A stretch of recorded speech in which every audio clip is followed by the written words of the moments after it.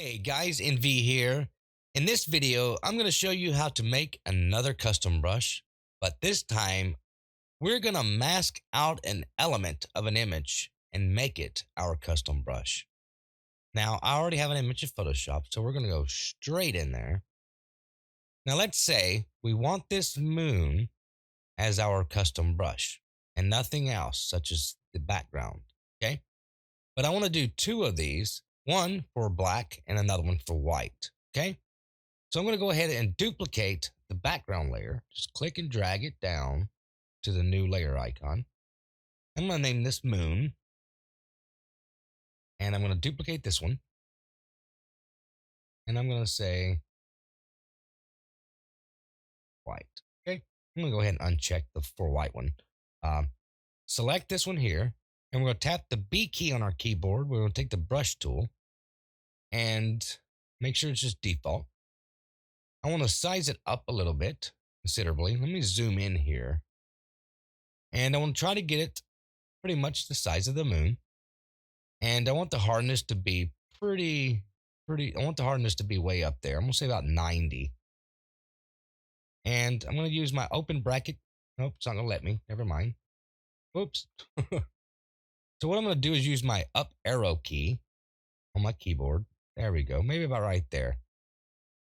And all I'm going to do is tap the Q key on the keyboard, which will give us our quick mask selection, as you can tell over here.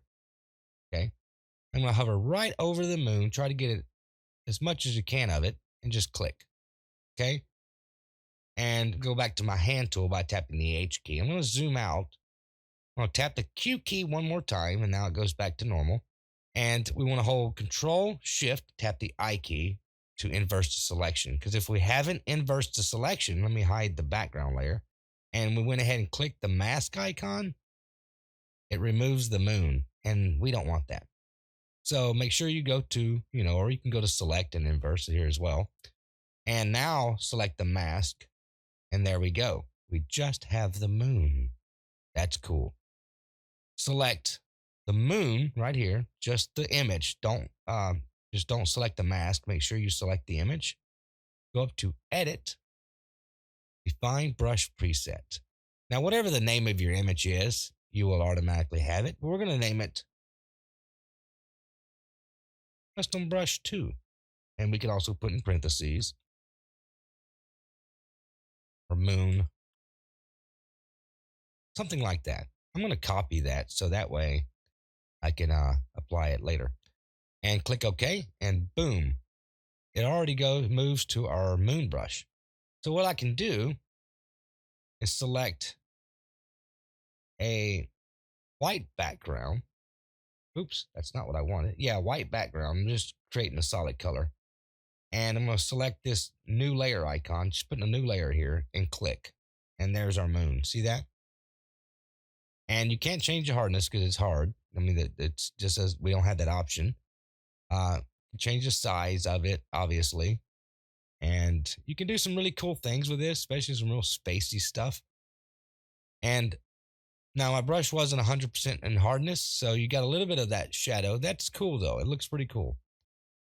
And so that's the black one. And what I'm going to do though, I'm going to move this in a folder by itself. I'm going to call this moon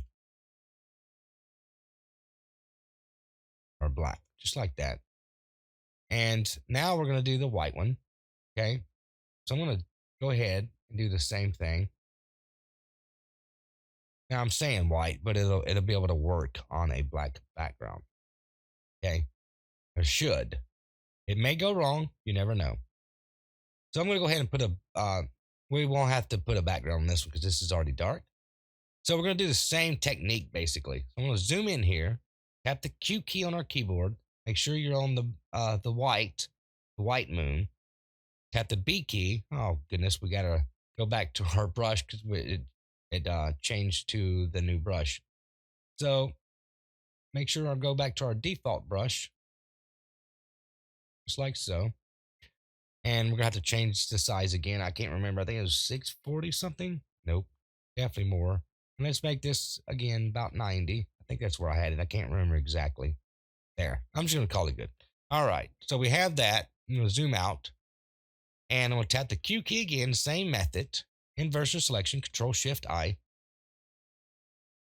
And it looks like it's going to be a lot missing here. Anyway, I'm just going to go ahead and click the mask, just like we did before. And there's the moon. Go up to Edit. Oops, make sure the moon, this actual image is selected, not the mask. And same technique. Okay. And we're just going to paste it in here. And I'm going to, the name I created earlier. All this white. And click OK. So now it should hopefully, hopefully create a new layer, show up. And it does. Very inverted. You know why? I know why we didn't work.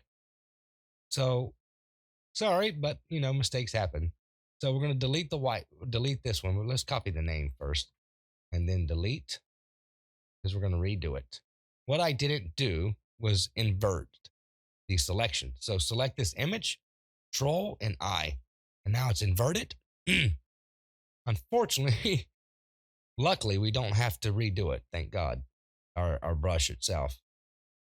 So now all we have to do is just go to Edit and Define Brush. Okay, I'm just going to copy that, the name we had earlier, and click OK.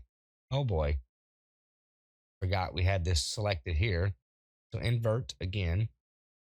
Select the image and invert because I got some ugly stuff going on here. Delete. See, mistakes happen even to me. It's just how it goes.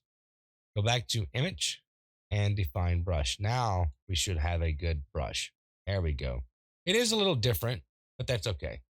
So now we can go ahead and deselect this white one. Go here, create a new layer, and now, boom, there it is for black. Okay. And that looks pretty cool. It definitely works. So you size it down again, creating some really interesting spacey type of effect going on here. And it's on its own layer, so we can move it wherever we want it to. And we're going to go ahead and move that right into there. And let's hide the inverted one, just like so. And that's for black, as you can tell. Okay. And we have them saved right here in our brushes, and we can move them into this folder here. And again, you can always export these by going to this hamburger icon and export selected brushes. Okay. So there's our brushes. Let's go ahead and save our project though, so we don't lose our work. Let's go to File, Save As, Custom Brush 2, Save.